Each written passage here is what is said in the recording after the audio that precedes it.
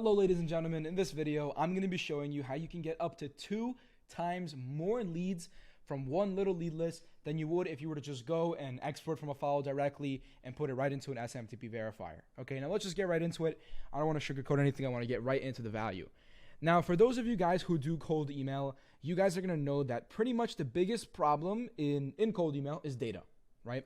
You guys know that if you were to have just an infinite amount of leads, you would literally make hundreds of millions of dollars and literally nobody would be able to stop you because of the fact that cold email is simple math, right? When you send enough cold emails, you inevitably get clients, right? And if you have enough people to send cold emails to, you basically have infinite clients, right? Now, unfortunately, that isn't the case.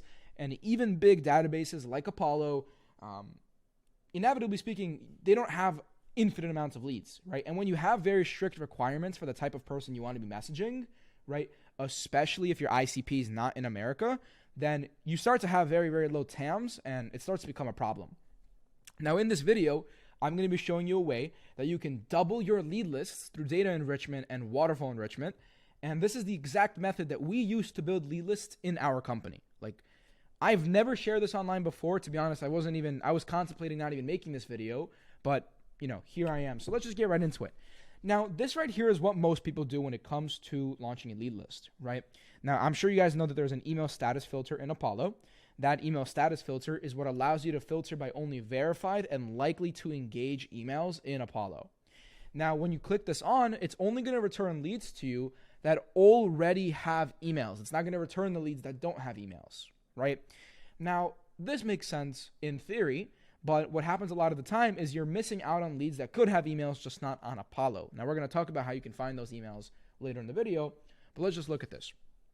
Now, first of all, for those of you who are just exporting verified and likely to engage leads right now, I don't know if you guys are aware, but they're not, like, what Apollo calls verified isn't actually verified. So that's number one. That's our number one problem. Verified Apollo leads are not actually verified, and you still need to go use a third-party verifier, like, for example, Million Verifier, in order to be sure that you're messaging good data, right? That's number one. Number two, right, when you use Million Verifier, you're going to lose a lot of leads to risky and bad emails. And I'll talk about what exactly that is in a little bit, okay?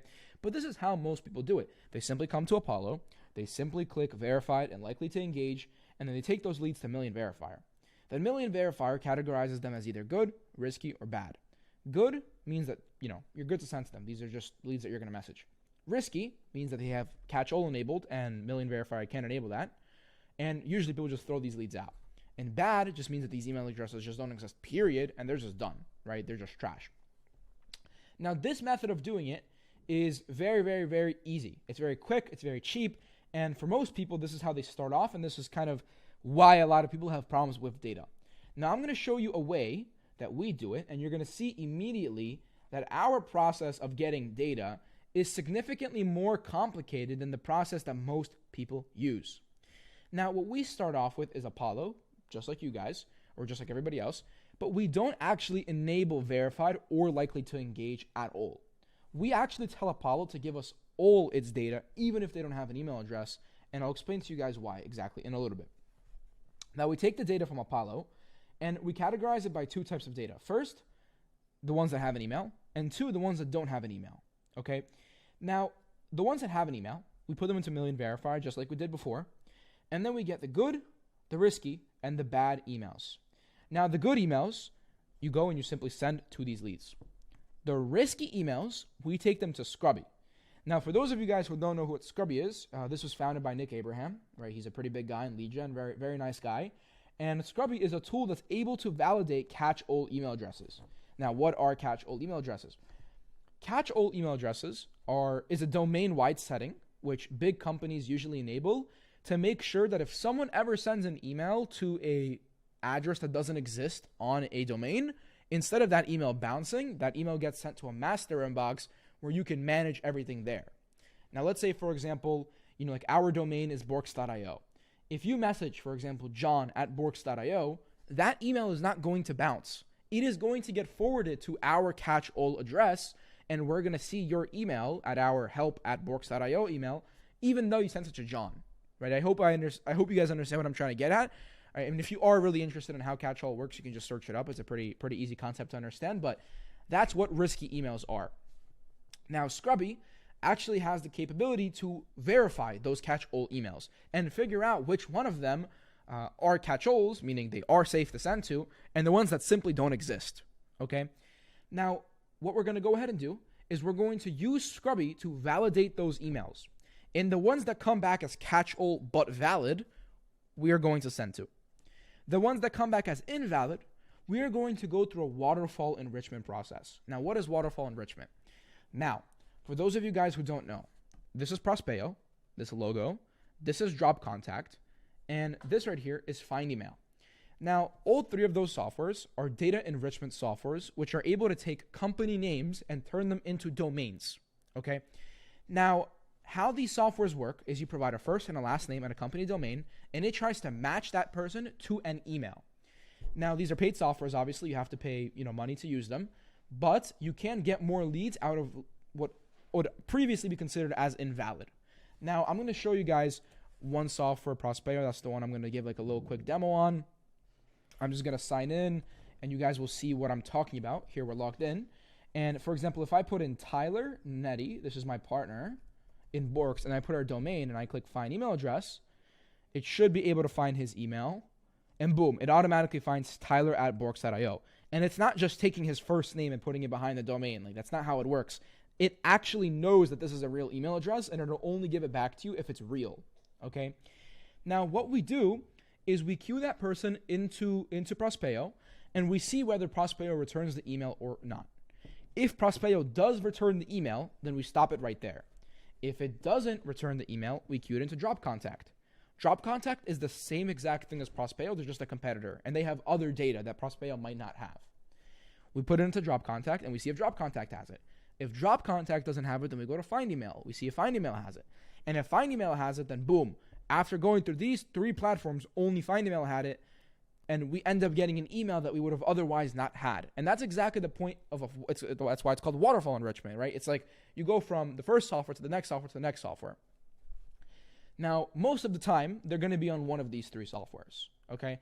And that's the reason why we use three.